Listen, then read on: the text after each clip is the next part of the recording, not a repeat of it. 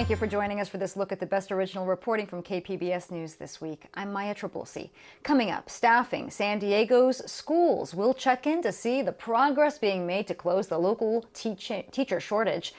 And KPBS investigates research on companion animals and why one particular breed of dog often spends years in research labs. And specialized care for seniors. See how San Diego is ahead of the curve when it comes to emergency services. And we start with San Diego County escalating its handling of local monkeypox cases. KPBS health reporter Matt Hoffman tells us about the effort to get information to those most at risk. San Diego County supervisors ratified a monkeypox local health emergency that was first announced last week. But the issue of vaccine supply is still front and center. Simple reality is we have a shortage of vaccines, and everyone knows the county does not have a vaccine box in the basement. We just aren't plugging in. We are dependent upon the federal government to send the state vaccines. County officials say they have requested 25,000 monkeypox vaccines, but have so far received about a fifth of that. The virus can cause flu-like symptoms and painful rashes or lesions. 2 people have been hospitalized in San Diego with no deaths reported. When someone is symptomatic, they're able to transmit the virus through close contact, including sex. It can also spread through clothing or bedding. If somebody thinks they have monkeypox, they need to isolate, meaning stay away from other people. So if you're working, that means not going to work. Dr. Elizabeth Olson from San Diego County's Public Health Services gave an update to providers on the outbreak Tuesday. Of the known cases, the majority of people identify as gay or bisexual. Health officials want to be clear that monkeypox can infect anyone, and they're just first seeing increased cases in the LGBTQ community. No single community is responsible for the spread of this virus. It is important to remember the monkeypox virus can infect anyone regardless of sexual orientation, age, or gender. Vaccine supplies remain strained, but federal regulators have found a workaround. The FDA has given emergency authorization for monkeypox vaccines to be administered just under the skin as opposed to into tissue or muscle. This process, called intradermal injections, could turn 1 dose into 5. We're really encouraged to hear this news that is forthcoming from the federal government. I think will really help us be able to vaccinate more people that are, again, at highest risk. State epidemiologist Dr. Erica Pan briefed the California Senate's Select Committee on Monkeypox Tuesday. She says monkeypox testing is continuing to ramp up with more labs coming online. Right now, it's really swabbing specific rash lesions. We're certainly learning with other partners and academic partners and what other sites can be tested. State Senator Scott Wiener from San Francisco chairs the Select Committee on Monkeypox. He says officials have to get ahead of this. There's nothing about this virus that ensures that it's only going to infect gay and bisexual men. But at the moment, that's who's being impacted, and that's where the resources need to go.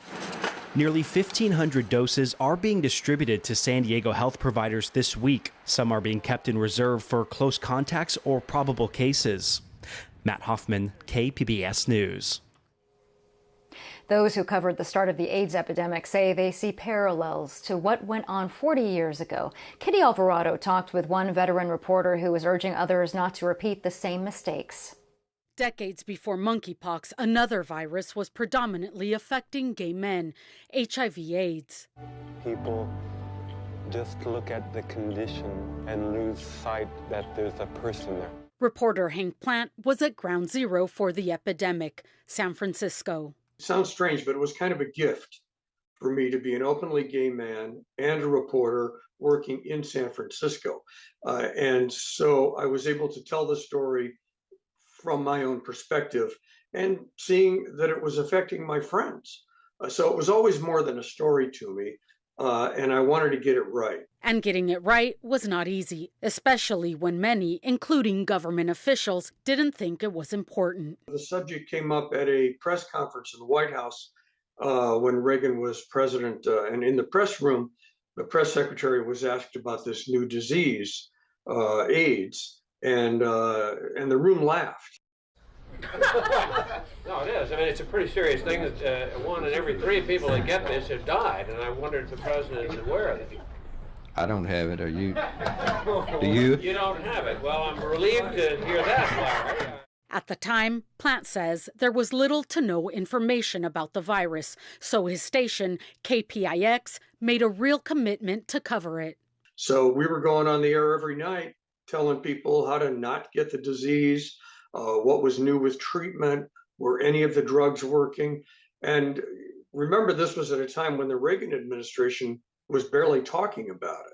Still, he says the lack of information led to fear and abuse of the gay community, living in fear themselves. People were being kicked out of their apartments. People were being fired. There were no legal protections back then. So it was really awful. It was terrible. Plant says by the time President Reagan said the word AIDS for the first time, 23,000 Americans had died of the virus. There are a lot of parallels to the beginning of AIDS. There was inaction by the government back then. He says the current monkeypox emergency is giving him flashbacks to those early days when he covered AIDS. There were a lot of gay men who were being scapegoated and blamed for AIDS back then. And you can bet that there are gay people, gay men being blamed today for this. There's a lot of fear in the gay community that that's going to get worse. Plant urges health and government officials to get out front once and for all and explain exactly how the virus is transmitted and do everything they can to get vaccines to help stop monkeypox from spreading. We're going to have a lot more cases. It is preventable. You know, where's the vaccine? Where can people get the vaccine? Get the word out. You know, do your job. Plant has earned every award imaginable for his AIDS coverage, including a Peabody. Nearly 3,000 cases of AIDS have already hit this city. Half those people have died. People have sewn real life into these quilts. Teddy bears, photographs, locks of hair, and a lot of love letters. But his goal back then was to save lives. He believes reporters now also have an opportunity to make a positive impact. Don't be afraid to tell the truth. I think that there is some fear particularly among straight journalists, that they don't want to offend the gay community by saying you're getting it from gay sex. It's not a sexually transmitted disease, but it's the close contact. And I think that journalists have to tell the truth about it and not worry about the backlash. He says he learned a lot from covering AIDS, a lot of it about himself. Once you slay your dragons in life, it makes you stronger. And so that was my big fear when I was growing up, like a lot of gay kids. And once I came out, I just started to relax and enjoy life. Kitty Alvarado, KPBS News. The county has a dedicated website for the latest case counts, information on vaccines, and a virtual forum that was held on Thursday night. You can find it at sandiegocounty.gov. The staffing situation is improving at local schools after the pandemic Delta bloats the number of teachers in our community. KPBS education reporter MG Perez visited a school in San Diego to see how its teachers are getting ready for a new year. These new teachers are warming up for the fall semester. They are on staff here at the Empower Language Academy in Linda Vista. It's a small dual language charter school. Teachers and support staff are getting ready to welcome 160 students in a couple of weeks, grades TK through 6th. We just want to bring it. We want to bring it for our students. We are so fortunate to have this team in place, and they go above and beyond. Demi Brown is the charter's executive director and principal. She struggled to fill some teaching positions because of the shortage of bilingual educators, but she did it. I came upon Empower on Facebook, actually. Daisy Garcia is one of the new hires and a first-year teacher. And then maybe I'll try a little bit. Amanda Wojciechowski is a new hire too, new to this school, and it's just her 3rd year of teaching. She is willing to face whatever the fall semester brings with her lesson plans. Building a community within the classroom at the very beginning and setting that through the rest of the year. Teacher shortage, it's really tough, especially after COVID, during COVID. That was a very interesting time. But I mean, when you're in it, I became a teacher to help students and just be a positive impact for other people. I hope that they learn to love learning and will enjoy being in here with their peers and with me, and learn to love languages as well. The San Diego County Office of Education started its new Educator Pathways website with resources and information on how to get teaching jobs. The county reports about 350 teacher openings right now, down significantly from the past 2 years. But the situation is fluid and there is a need to keep recruiting. This fall, the county will launch a new internship program for teacher candidates working to earn their multi-subject credential. The program will allow them to get a full-time job with benefits while receiving mentorship and other supports. To do that, it really takes some refined teaching skills, and they come in ready to teach and then continue to get better, as we all should. All the staff positions are now filled at the Empower Charter School, including a new full-time psychologist. Demi Brown hired with the help of more state funding. It really is about supporting our teachers so that they can support our students and their families. Classes here start August 29th, and the staff will be ready. MG Perez, KPBS News. The homeless situation in downtown San Diego gets a lot of attention, and now we're seeing help arrive in other spots like East County. Jacob Ayer visited the area's first overnight safe parking site to see some of the help people are now getting. Under the 67 freeway, just outside the city limits of El Cajon, a new safe parking program is officially launching for people living in their cars and looking to find permanent housing. Back in April, the North Magnolia Avenue site was a homeless encampment with hundreds of people and tents. Now, it's an overnight space to sleep for those with cars, according to Teresa Smith of Dreams for Change. Her organization was contracted to run the program. So we will be parking at 17 households, so 17 vehicles, and it will be cars, no RVs. County Supervisor Joel Anderson says the safe parking lot marks the first county-operated emergency shelter in the unincorporated county of San Diego. This safe parking lot is an incredibly important step in the right direction towards solving the homeless issue.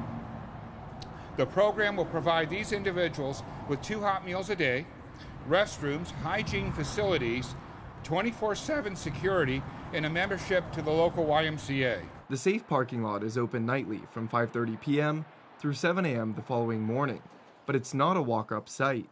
Participants are referred by the county's homeless outreach workers. No, so this is definitely low barrier. So families will be top priority. They, obviously want to get the kids off the streets and little ones and get them in a safe environment.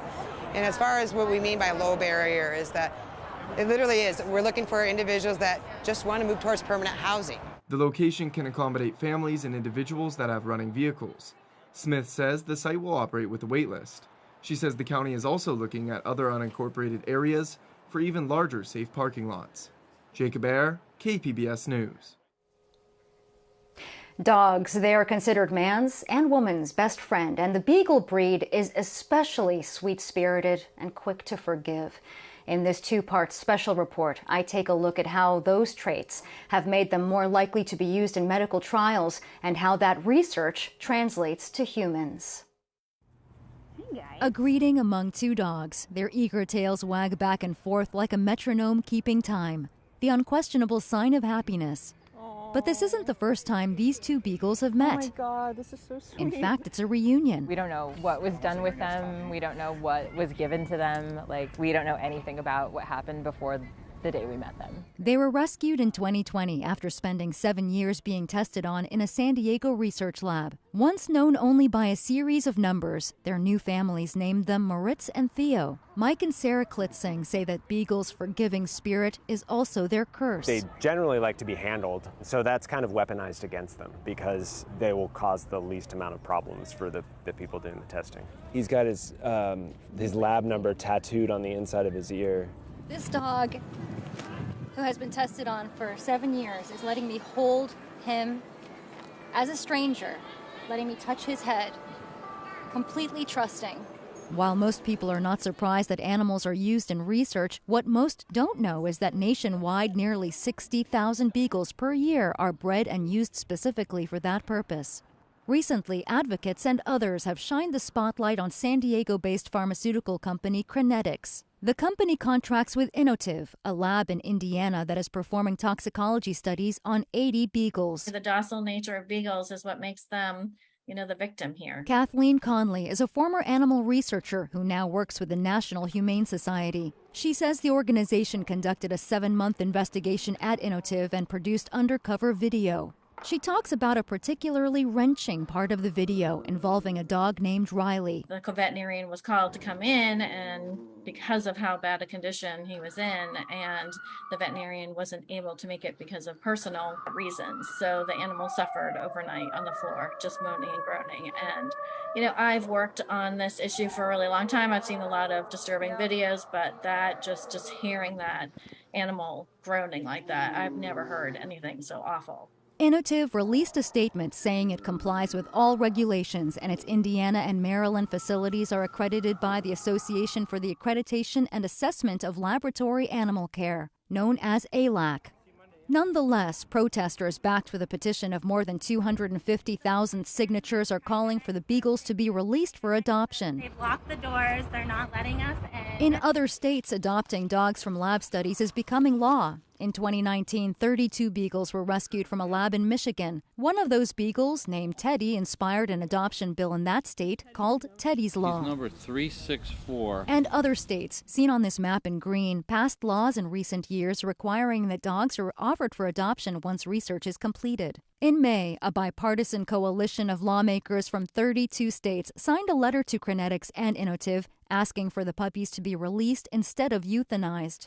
Officials at Crinetics would not agree to an interview, saying a number of their employees have received personal threats. In a statement, the company said it's conducting clinical trials on potentially life-saving treatments for babies and young children and has no choice but to use autopsy tissue samples from animal trials. And it says until the FDA changes its requirements, there are no alternatives. The FDA would not comment specifically about the Crinetics study, but said euthanasia is not required after study completion unless it's necessary to examine tissue.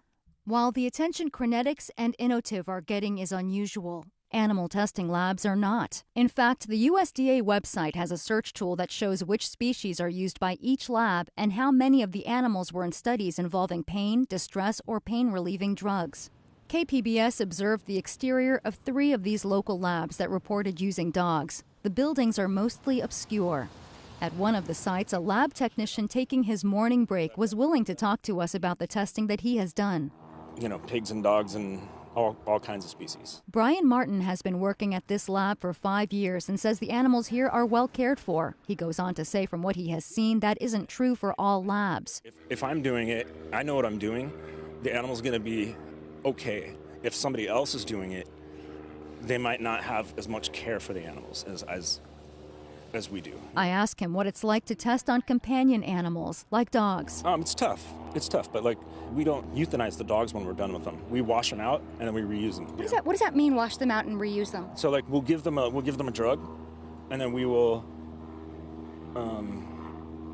take blood time points, let's say, for 3-4 days. Then we'll just let them sit for 2 weeks back in their pen, and then we'll reuse them again on study. Some of the dogs we've had for 7-8 years. And after the dogs have spent half their lifespan in the labs, he says they are adopted out to homes, sometimes by their own clients. Meanwhile, as the fate of the beagles in Indiana hangs in the balance, 4,000 beagles are in the process of being rehomed after a facility in Virginia owned by an Innovative subsidiary agreed as part of a settlement to relinquish them after allegations of multiple welfare violations. Some of those dogs have been brought to San Diego for adoption. In part 2 of this story, we'll look into the current state of science and the regulation when it comes to animal testing, and how that research translates to humans. Throughout history, animals have been used in research, playing a major role in the way we find safe treatments to ease human suffering and prolong our lives. We're not rats, it's quite clear. But there are biological parallels between species. I'm Tony Yaksh. I am professor in anesthesiology and pharmacology at the University of California, San Diego. He says the COVID-19 vaccines are perfect examples of how animal trials paved the way for an urgently needed medication. And that first injection in the arm did not occur let's just try the first person who wants to volunteer. a tremendous amount of work had been done with the animal models to, in fact, show that there was no adverse events. But are animals the only option in the year 2022? A growing number of experts are saying no, especially when it comes to companion animals like dogs. In a statement to KPBS, the FDA says it's important to select an appropriate model for particular exploration, and sometimes the best model for a study is a dog. In San Diego, the issue has taken on a greater urgency. A San Diego-based pharmaceutical company, Crinetics, is currently using out-of-state lab Innovative to test its new drug on 80 beagles. The Humane Society released undercover video of the testing, saying it believes 32 of the dogs have already been euthanized, asking for the rest to be released for adoption at the end of the study this year. Both Crinetics and Innovative issued statements to KPBS saying they are acting lawfully and ethically. Crinetics says it follows strict guidelines and requires its contractors to do the same. For those dogs that are still safe, are still alive, are still healthy, there is no regulation that prevents them from being adopted out. Dr. Aisha Akhtar is a neurologist and public health specialist who worked at the FDA for 10 years. By ignoring the suffering of animals, we create conditions that cause our own suffering. She contends that animal testing is too unreliable and outdated to really give us answers. Despite the fact that the Food and Drug Administration will require all new drugs and vaccines to be tested on 2 different species before moving into human clinical trials, 90 to 95% of all the drugs and vaccines that pass all those animal tests that are found safe and effective in those animals end up not working or are unsafe once they get tried in humans. Saying 90-95% is misleading. Dr. Joseph Garner is a professor of comparative medicine at Stanford University. He says the issue is more nuanced. The vast majority of drugs entering human trials fail,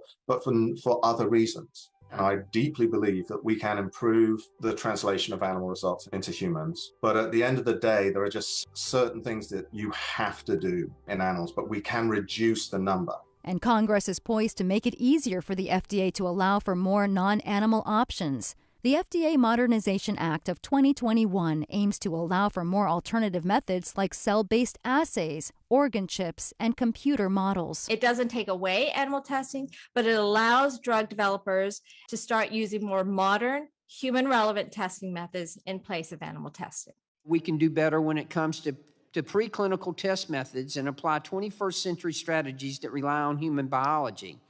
Not so much on beagles. It passed the House in June and is now before the Senate. Back at UCSD, Dr. Yaksh says if there is a way to replace animal testing, pharmaceutical companies would be inclined to do it, especially from a financial standpoint. Researchers, scientists, people in drug development, they're not stupid.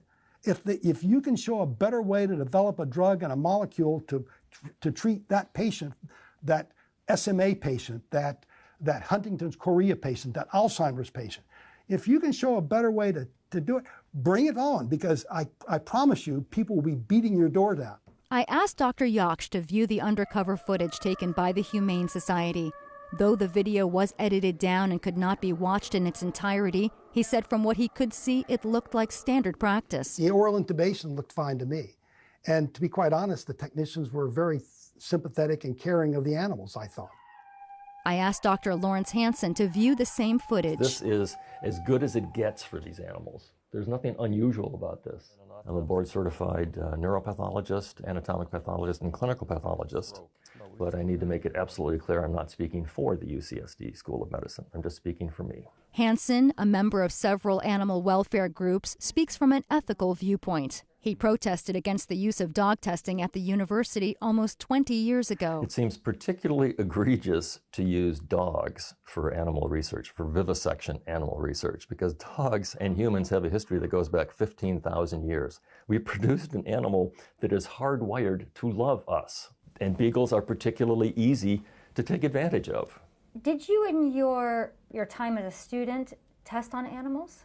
I didn't test on them. I did something worse than that. I killed 2 dogs. I killed one dog in a physiology lab when I was in medical school, and I tortured slowly to death another dog when I was in a surgery clerkship where they wanted us to practice surgical techniques on dogs.